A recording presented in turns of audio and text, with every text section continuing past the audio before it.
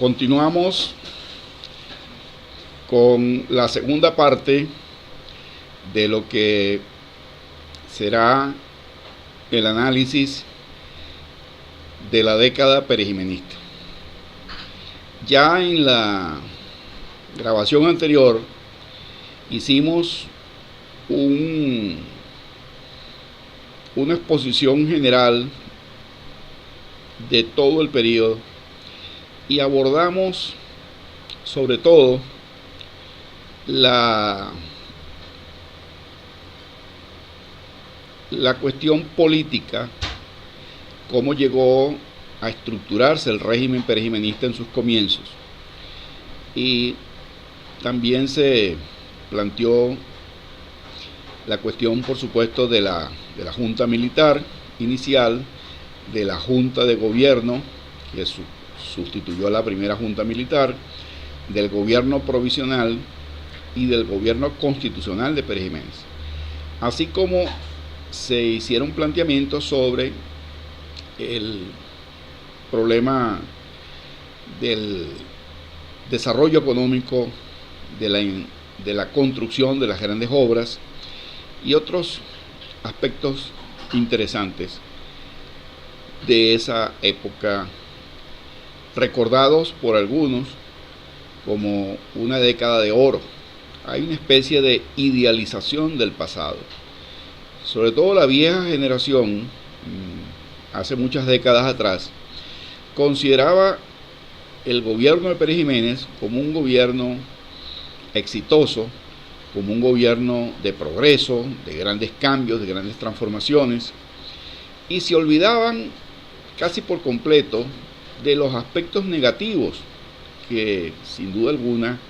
hubo también en esa década. La vieja generación prefería recordar que había trabajo, que había inversión, que había abundancia, que había empleo para todos y que había seguridad. Y todavía hay gente que sostiene que las grandes obras solo se hicieron en esa época, cosa que no es cierta. En realidad, el gobierno de Pérez Jiménez se caracterizó por construir una gran cantidad de obras: autopistas, carreteras, teleféricos, hoteles, cuarteles, edificios administrativos, avenidas urbanas, hospitales y hasta una ciudad universitaria. Pero de allí a sostener que fue la única época en la cual se hizo algo, es una exageración. Los gobiernos democráticos posteriores construyeron muchísimo más cantidad de obras, por supuesto, con mayores ingresos y en mayor cantidad de tiempo. Pero no es cierto eso de que solo cuando Pérez Jiménez se construyó en Venezuela. Siendo justos, hay que decir que sí se construyó mucho, pero así como se pone en una balanza, pues esa transformación de las grandes obras de infraestructura, pues hay que poner también en la otra balanza, pues que fue una época de tiranía, de persecución política, de asesinatos, de ilegalización de los partidos, de imposibilidad de hacer algún debate democrático con elecciones libres, con un Congreso y una prensa pues en la cual se pudieran ventilar opiniones distintas a las del oficialismo. Es decir, que no todo fue color de rosa. Fue una época con aspectos positivos en el aspecto pues de la transformación material, de las grandes obras de infraestructura, pero también de aspectos muy negativos cuando vemos el lado feo pues de las prisiones, la tortura, el asesinato, la persecución a los partidos, al movimiento estudiantil, e incluso hasta la Iglesia Católica.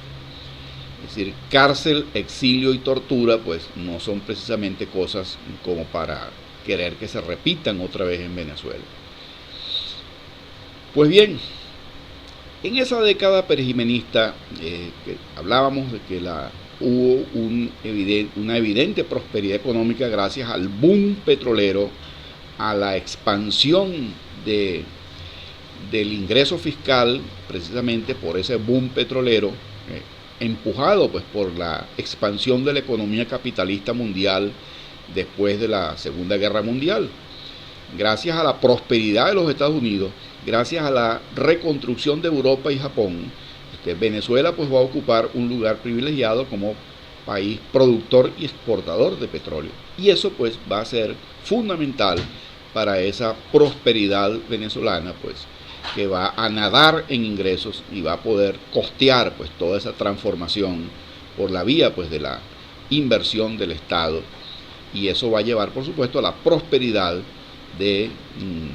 la gran industria de la construcción y por supuesto de la gran burguesía de comerciantes y banqueros que van a beneficiarse pues de la importación de todo tipo de cosas que iban desde equipo militar, aviones, automóviles, maquinarias, por supuesto todos los bienes de consumo, huevos, leche, mantequilla, cigarrillos, ropa, de todo prácticamente. Y eso se debía pues a que teníamos una moneda fuerte, un dólar cotizado pues a 3.35 por dólar, permitía pues que se disfrutara de lo que se llama una economía de puertos, una economía que no tenía mayor interés en industrializarse, porque en realidad pues cuando hay una moneda así pues que facilita la importación, pues no hay mayor estímulo para el esfuerzo propio de desarrollar una industria fuerte y poderosa en Venezuela. La industrialización en Venezuela va a ser posterior al perejimenismo. Ya en la época democrática sí se va a hacer un serio esfuerzo por industrializar, por sustitución de importaciones a Venezuela. Y paso a paso Venezuela se fue convirtiendo después de 1958 en una nación en proceso de acelerada industrialización. Pues bien, ese régimen de Pérez Jiménez hay que reconocer que sí tuvo alguna visión en el desarrollo de ciertos segmentos estratégicos, como fue el caso de la petroquímica, con la construcción de la primera planta petroquímica de Morón, con el desarrollo de la moderna agricultura de regadío, pues los planes pilotos que fueron la represa del Guárico y el parcelamiento de Turén en el estado portuguesa. Y hay un aspecto que no lo habíamos mencionado en la exposición anterior, el llamado Plan de Desarrollo de Guayana. En Guayana se venía ya dando un proceso de expansión de la producción y exportación de mineral de hierro bajo la égida pues de las inversiones norteamericanas básicamente. Venezuela llegó a ser un importante productor y exportador mundial de mineral de hierro, y eso llevó aparejado pues el desarrollo de una infraestructura ferroviaria de transporte pesado para la exportación de ese mineral de hierro hacia el mercado estadounidense. Junto con ese desarrollo ferrominero de Guayana, va a haber por parte del Estado, ya directamente, un plan estratégico de desarrollo del sector hidroeléctrico y siderúrgico. Se estableció una especie de oficina especial de grandes proyectos para esta área y se comisionó a un oficial muy brillante, el entonces coronel Rafael Alfonso Rabar, que además de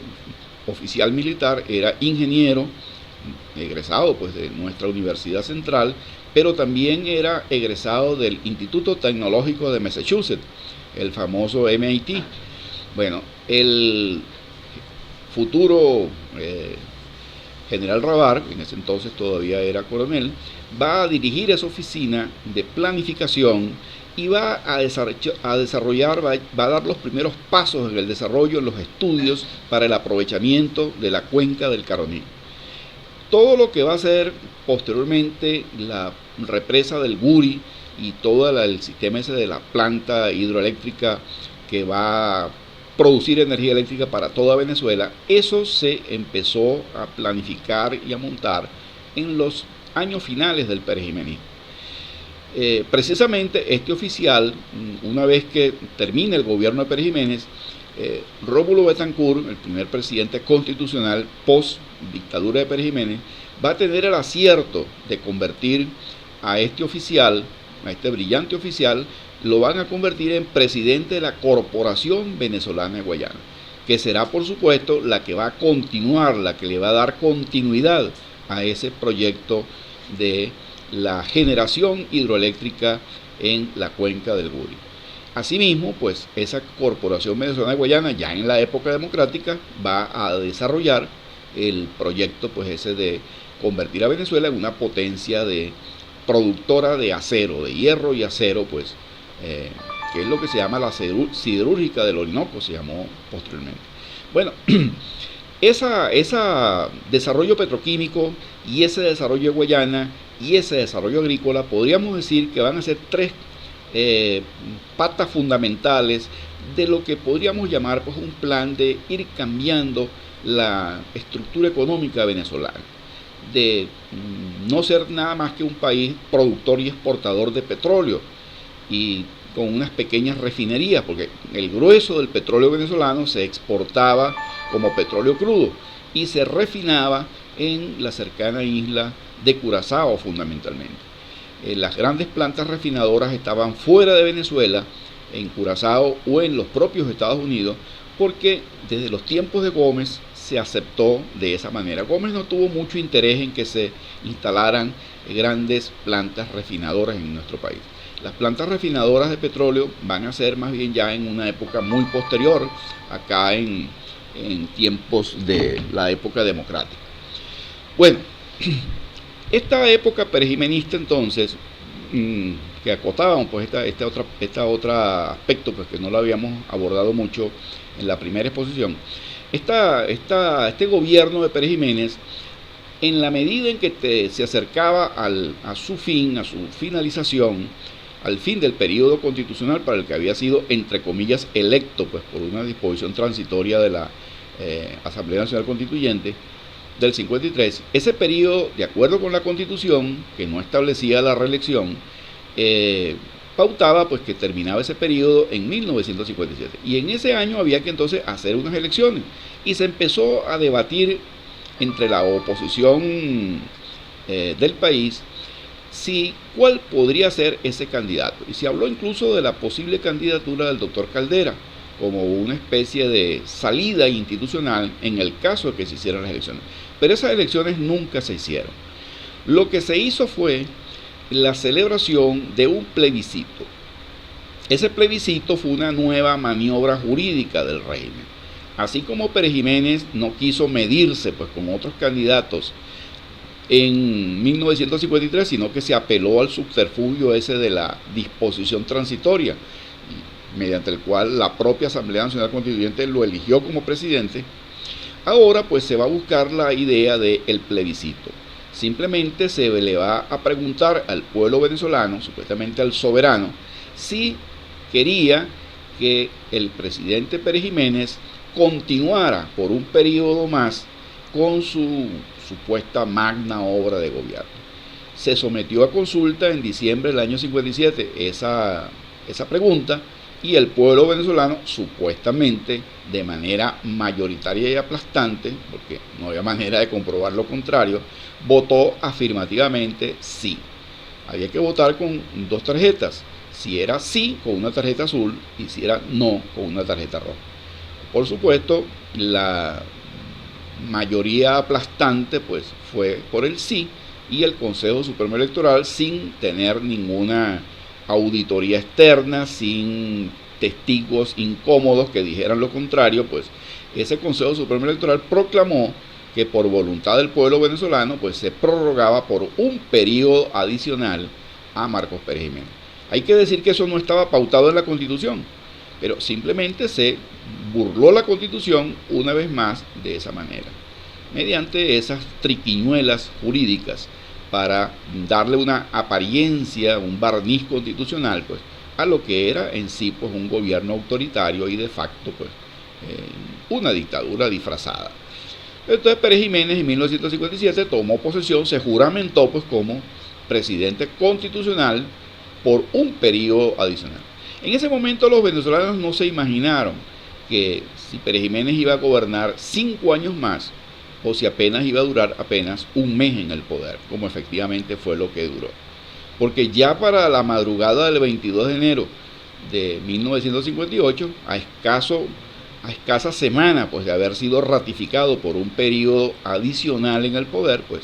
Pérez Jiménez fue echado por un golpe cívico-militar que lo lanzó al exilio. De tal manera pues que cuando la gente a veces se pregunta cuánto tiempo le queda a un presidente o cuánto tiempo gobernará un funcionario cualquiera, como se llame, pues no hay manera de saberlo, pues, porque un buen ejemplo sería ese, pues. Cuando los venezolanos en 1957 celebraban la Navidad, no se imaginaban que el 1 de enero de 1958 Caracas iba a ser bombardeada por la Fuerza Aérea, por los aviones de los alzados que salen de Maracay y bombardean el propio Palacio de Miraflores y otros edificios públicos, y que el teniente coronel Hugo Trejo se subleva pues al frente de un batallón de blindados en Caracas y también trata pues de tomar el poder ese día, el 1 de enero. Tanto Trejo como el movimiento de la aviación no tuvieron éxito, fracasaron. El golpe pues no tuvo suficiente apoyo y lógicamente pues Pérez Jiménez apresó a los cabecillas de la sublevación, menos los oficiales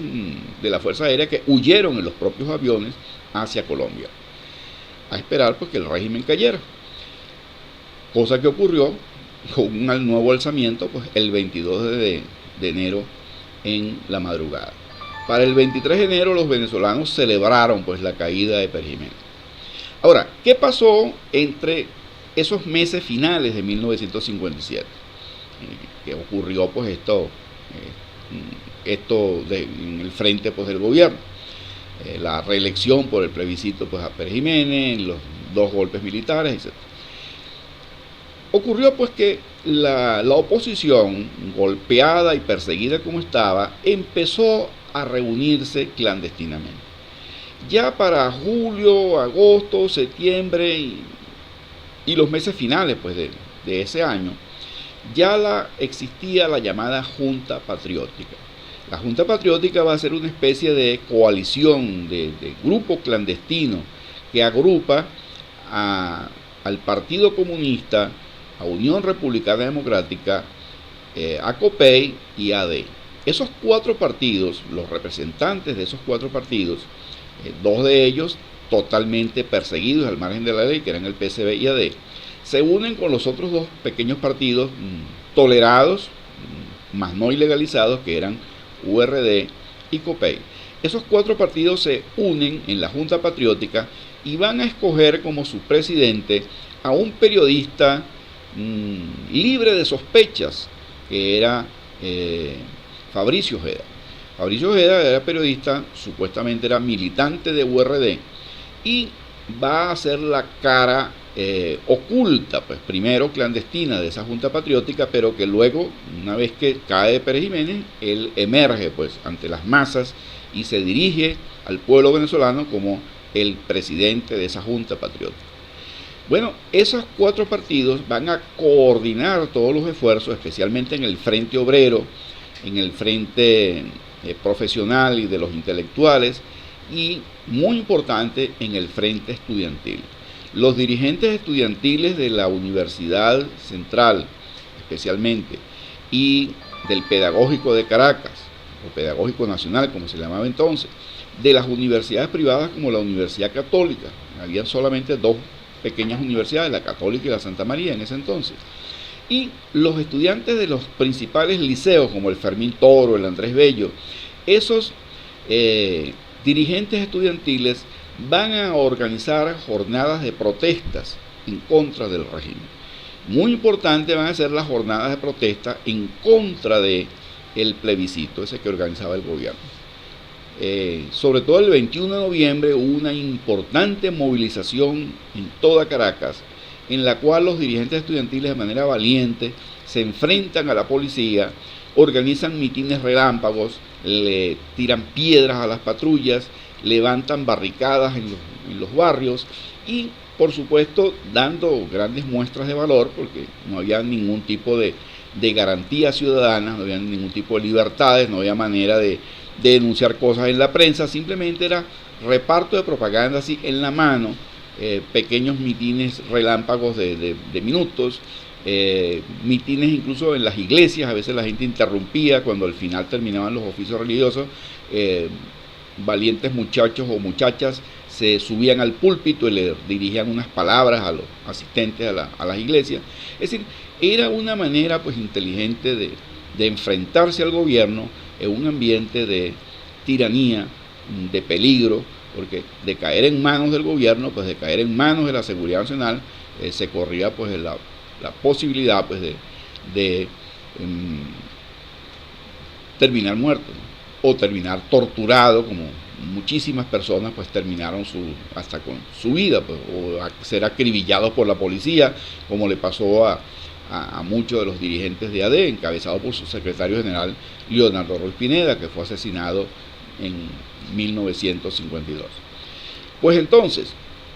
y otros muchos más murieron en esa lucha de la resistencia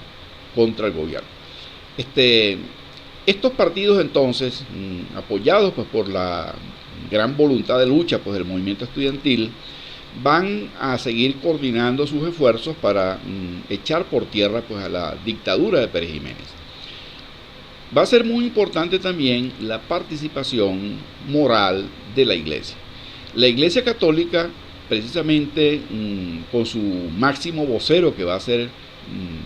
el arzobispo de Caracas, Monseñor Rafael Arias Blanco, va a tomar una posición definitivamente importante cuando, con motivo del 1 de mayo de 1957, el arzobispo hace publicar y hace exponer en todas las iglesias de Venezuela,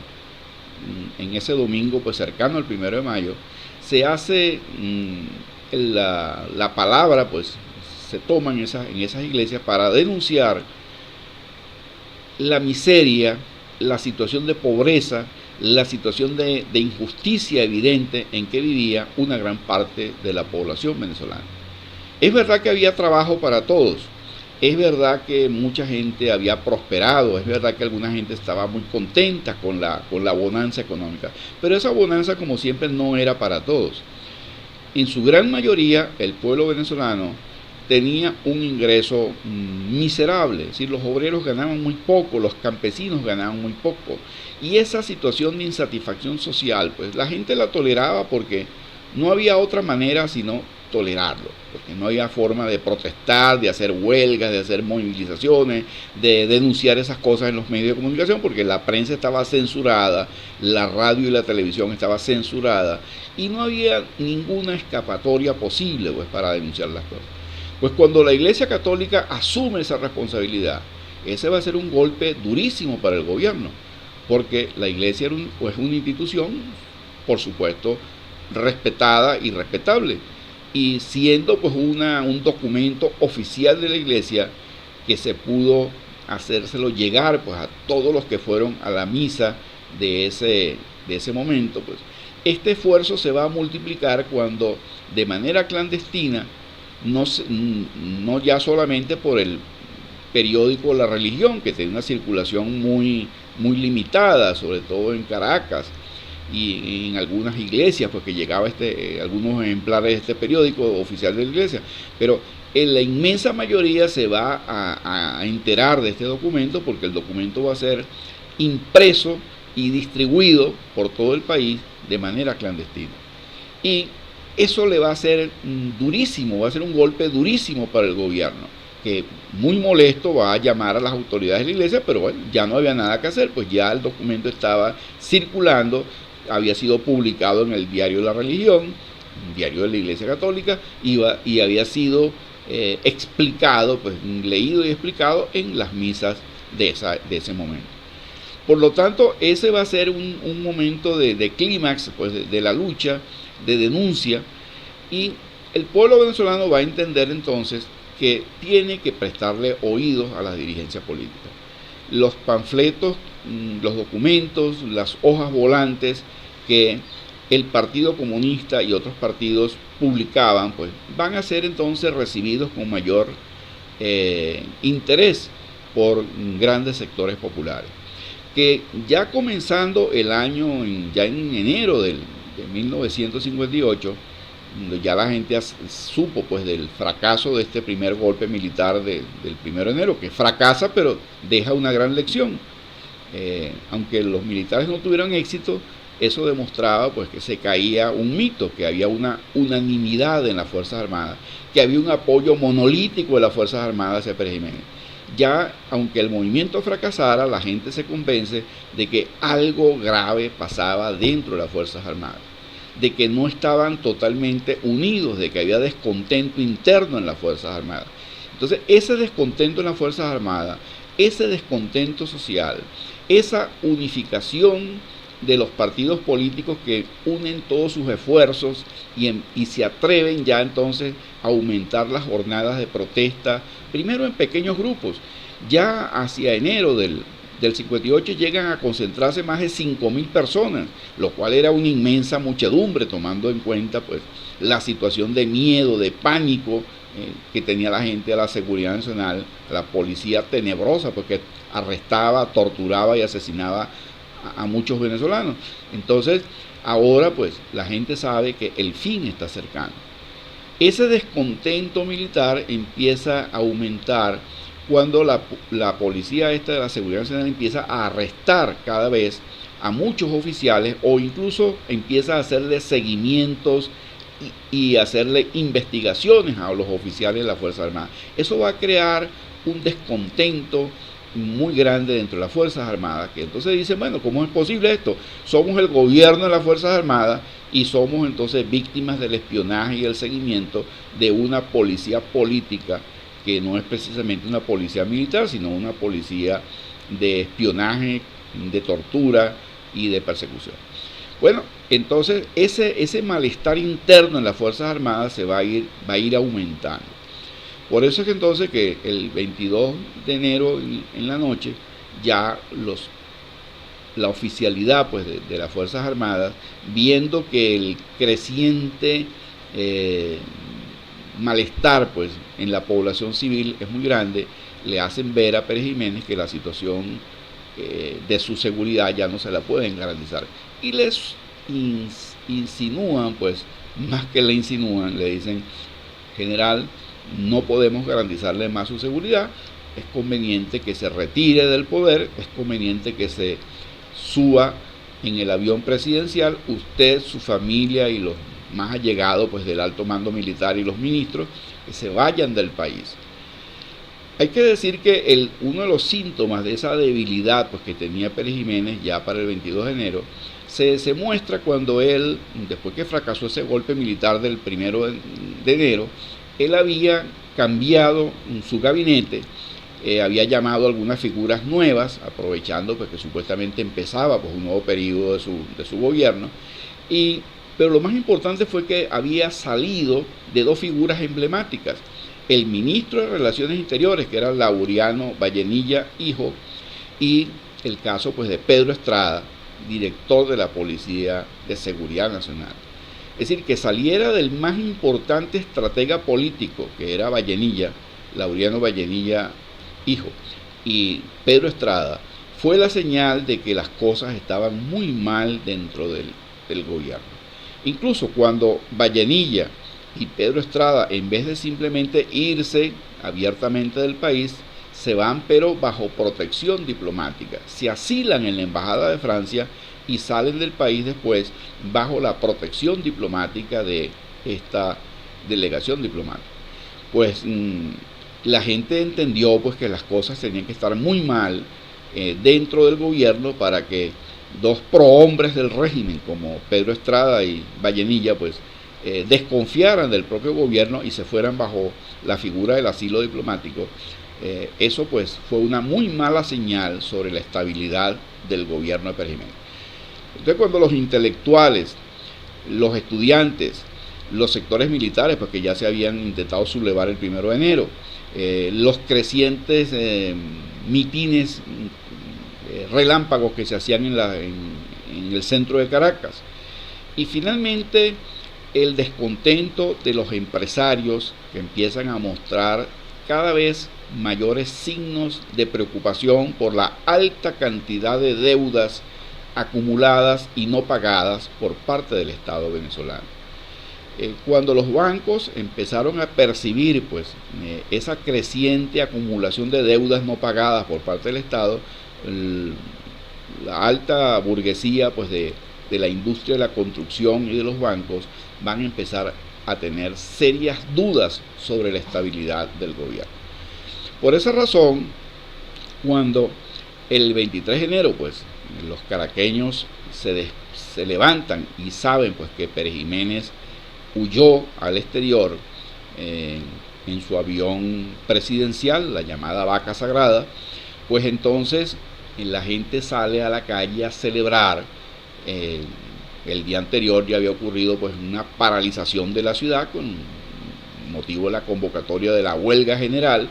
Esa huelga general pues paralizó a Caracas. Caracas parecía un desierto, pues no había tráfico, la gente fue a trabajar y consiguió las empresas cerradas y algo muy importante, los periódicos no habían circulado, una especie de huelga de prensa porque los intelectuales,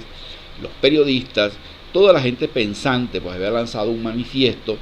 de repudio pues a la dictadura. Y esa fue la señal pues para la gente entender pues que el gobierno esta vez no tenía posibilidades de recuperarse. El gobierno había caído. Pues. Entre el 21 y el 22 y el 23 pues se derrumba totalmente pues el régimen perejimenista. Y la primera reacción, el primer intento que hizo las Fuerzas Armadas para llenar ese vacío, pues ese descontento pues que había, fue crear entonces la consabida Junta Militar, una junta militar presidida por el militar de más alta graduación que en ese momento subsistía, que era el contraalmirante Wolfgang Larrazábal, que había sido comandante general de la Marina, pero que durante la época de Pérez Jiménez había sido, como se dice en criollo, ninguneado. Pérez Jiménez nunca tuvo mayor aprecio hacia Larrazábal y le había dado cargos incluso muy inferiores a lo que era su importancia como antiguo comandante de la Marina en 1948. Pérez Jiménez designó a Larrazábal, primero lo designó como agregado naval en la Embajada de los Estados Unidos, que era una especie de exilio dorado, ¿no? Y luego lo ocupó en dos cargos muy inferiores a su jerarquía, lo nombró director del Círculo Militar, un cargo que por supuesto no era para un contraalmirante, y después lo nombró director del Instituto Nacional de Deportes, cosa que tampoco era un alto cargo para un oficial de esa jerarquía. Por esa razón, cuando cae Pérez Jiménez, Larrazábal, que era el oficial de mayor jerarquía, de mayor antigüedad, se le convierte pues en presidente de esa junta militar de gobierno, porque todos los generales, incluso muchos coroneles que formaban el alto mando militar de Pérez Jiménez habían huido del país, y por esa razón entonces Larrazábal es convertido pues en presidente de esa junta militar. Esa junta militar no fue bien recibida por el pueblo,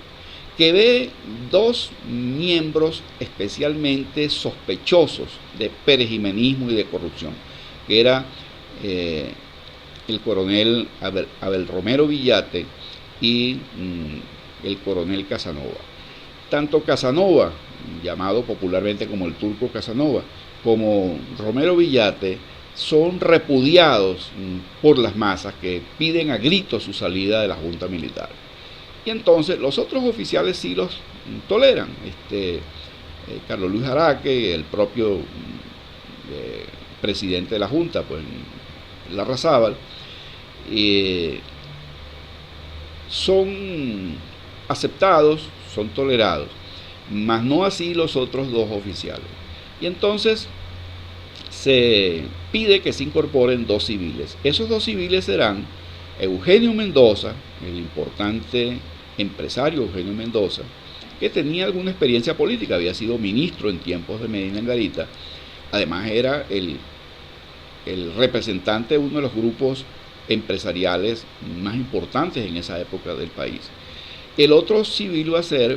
Blas Lamberti, un ingeniero muy notable, no solamente como ingeniero, sino que además de ingeniero había sido también egresado del MIT, había sido profesor en la Facultad de Ingeniería de la UCB e incluso había sido presidente en 2 oportunidades del Colegio de Ingenieros de Venezuela. Así que era una figura pues con bastante representatividad pues en el nivel intelectual pues profesional, y además tenía vínculos pues con el mundo de la industria y la construcción. Blas Lamberti pues y Eugenio Mendoza serán esos 2 civiles que son incorporados en la Junta en sustitución de los coroneles Casanova y Romero Villat. El otro civil que va a estar presente en esa Junta va a ser el secretario de la Junta, el muy conocido profesor Edgar Sanabria. Él va a ser el secretario de esa Junta y él tenía importantes vínculos con el sector militar porque había sido profesor muchos años en la escuela militar y muchos oficiales lo conocían y lo respetaban como su antiguo profesor de castellano. Muchos aprendieron pues a escribir bien y a redactar ciertas cosas pues por este profesor pues que le corrigió sus trabajos y les enseñó pues gramática castellana. Por cierto que este importante intelectual venezolano posteriormente va a ser incluso académico de la lengua y va a ser, antes de eso pues, cuando Larrazábal se ve obligado a renunciar a la Junta porque asume la candidatura presidencial como candidato independiente en las primeras elecciones de diciembre de 1958. Una vez que Larrazábal se desincorpora de la Junta, quien va a presidir la Junta de Gobierno va a ser entonces el doctor Edgar Sanabria. Y aunque va a ocupar por muy corto lapso esa Junta, la presidencia de esa Junta, lo va a hacer muy bien y va a hacer precisamente el importante papel pues, de ocupar la jefatura pues, del gobierno y del Estado como presidente de la Junta de Gobierno. Él va a ser como el árbitro pues, de ese proceso electoral, porque bajo su presidencia pues, se organiza el Consejo Supremo Electoral y se organiza pues, las elecciones, y él va a garantizar la paz y la ecuanimidad pues, para que se hagan esas elecciones de manera libre y democrática en diciembre de 1958, que diríamos que fue su gran aporte. Bueno, pues entonces ese derrumbe pues, de la dictadura de Pérez Jiménez en enero de 1958 y su sustitución primero por una junta militar y luego por una junta de gobierno, apenas unas horas fue lo que duró esa primera junta militar. Ese fue uno de los gobiernos más breves, más efímeros que ha existido en Venezuela. Pero precisamente duró muy poquito porque el pueblo venezolano, que tanto había sufrido y tanto había luchado hasta ese día pues, por derrocar una dictadura, no iba a aceptar que al tirano Pérez Jiménez se le sustituyera por una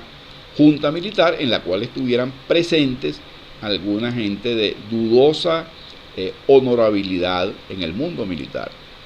Entonces, por esa razón fue que esa junta militar pues, duró apenas unas horas, pero va a ser sustituida pues, por una junta de gobierno con la presencia de esos 2 civiles que le dan como una mayor representatividad y son los que van a permitir pues la pacífica transición hacia unas elecciones libres y democráticas que van a establecer pues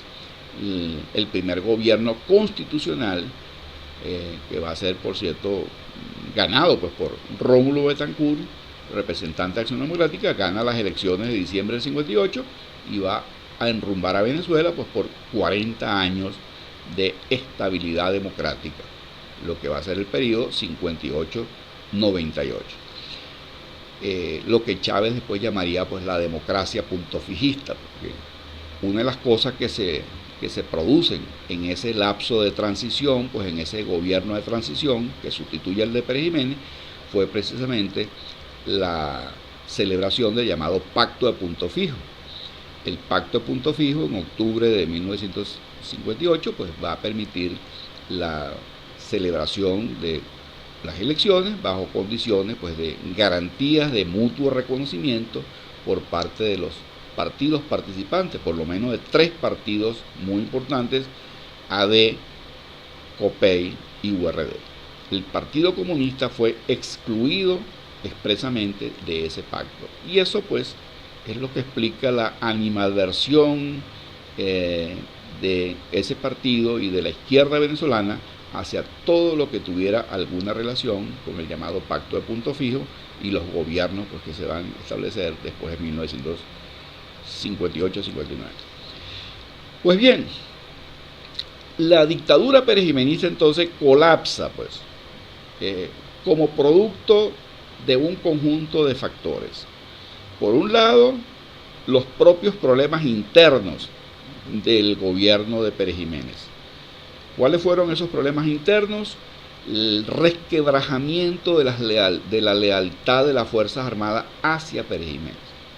Ese resquebrajamiento se evidencia en el estallido de una intentona golpista el 1 de enero de 1958. Intentona que, aunque fracasa, mostró que había fisuras, que habían desavenencias internas, que habían problemas internos en las Fuerzas Armadas. ¿Qué causó eso? Obviamente el sentido que empezaron a tener los militares de que algo malo ocurría dentro del régimen. Muchas figuras del régimen se van a convertir en opulentos hombres de negocios. El propio Pérez Jiménez no solamente engorda físicamente, después de haber sido aquel oficial flaco y demacrado que existía pues hasta 1945, ahora es un hombre de gruesa humanidad, pero también de gruesas cuentas bancarias. Y los oficiales lo sabían, no solo Pérez Jiménez, Llovera Páez y la alta oficialidad perejimenista daba muestras evidentes de enriquecimiento, viviendo en lujosas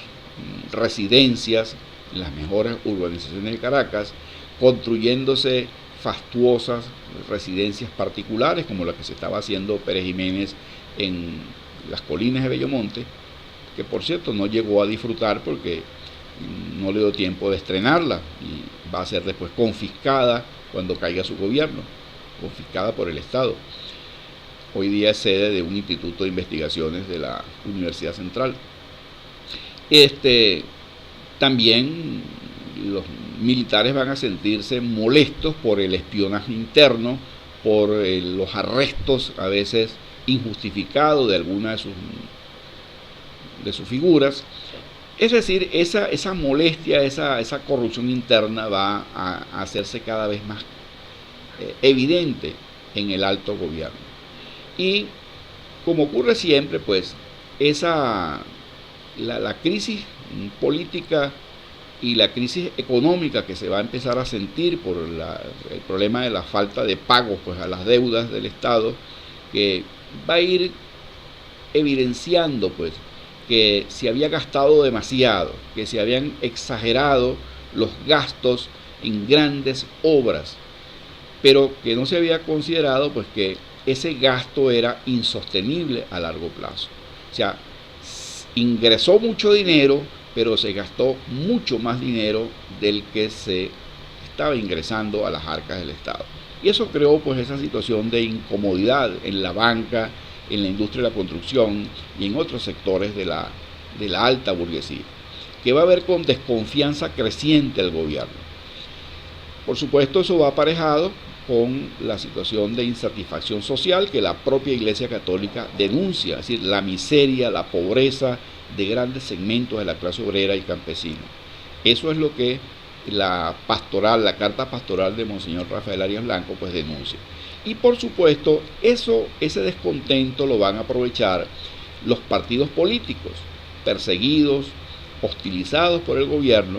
que van entonces a empezar a organizarse, a unirse en la llamada Junta Patriótica y sobre todo la protesta de los intelectuales, de los estudiantes y finalmente de los obreros, que con la unión sindical clandestina se lanzan a la calle a protestar en una huelga general que pone fin pues, a la dictadura de Pérez Jiménez. Entonces, la caída de Pérez Jiménez no termina pues por una especie de golpe frío, como empezó. El golpe de 1948 fue un golpe frío, un golpe desde las altas jerarquías militares que, sin ningún enfrentamiento entre ellos, pone fin al gobierno del maestro don Rómulo Gallegos el 24 de noviembre del 48. Este golpe, el 23 de enero, es un golpe distinto. Es la unión cívico-militar, es la unión de los sectores obreros, campesinos, estudiantiles, la Iglesia Católica, los partidos políticos, es decir, todo el país descontento que ya se desespera y ve como demasiado pues, aquellos 10 años de tiranía perejimenista. Y esa insatisfacción estalla el 22 al 23 de enero y los militares pues toman nota, se dan cuenta que es necesario salir de un régimen pues que ya no daba para más y le piden a Pérez Jiménez pues que se sacrifique y se vaya del país.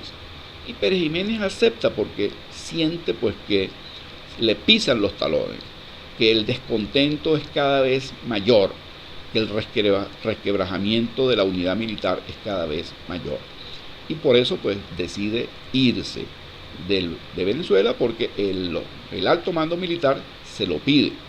Es decir, los que sobreviven a esos mandos militares le piden pues que se vaya del país, que por su seguridad personal y de los que lo rodean es mejor que se monte en el avión. Y esa noche pues del 22 al 23 de enero los caraqueños sienten el ruido ensordecedor de los motores de un avión que surca los cielos y se va pues por el Abra de Catia buscando pues el mar por la vía pues del oeste de Caracas, y por allí llega pues a remontar pues los aires en el mar pues, y llegan esa noche pues a aeropuerto de Santo Domingo, que en ese entonces se llamaba Ciudad Trujillo, en homenaje pues al tirano Rafael Leónidas Trujillo, que lo acoge porque era su amigo, era uno de esos colegas de la Internacional de las Espadas, lo acoge y allí vive exiliado durante un tiempo, mientras Trujillo le podía garantizar la seguridad allí. Trujillo posteriormente es derrocado y asesinado allí en República Dominicana. Pérez Jiménez, antes de que eso ocurriera, se fue a vivir a los Estados Unidos, país que le permitió vivir como turista durante un tiempo, pero que luego pues le quita la protección y lo deporta hacia Venezuela, lo extradita, mejor dicho, hacia Venezuela. Ya en tiempos del presidente Betancourt, que había gestionado pues la extradición para que ser enjuiciado y condenado en Venezuela.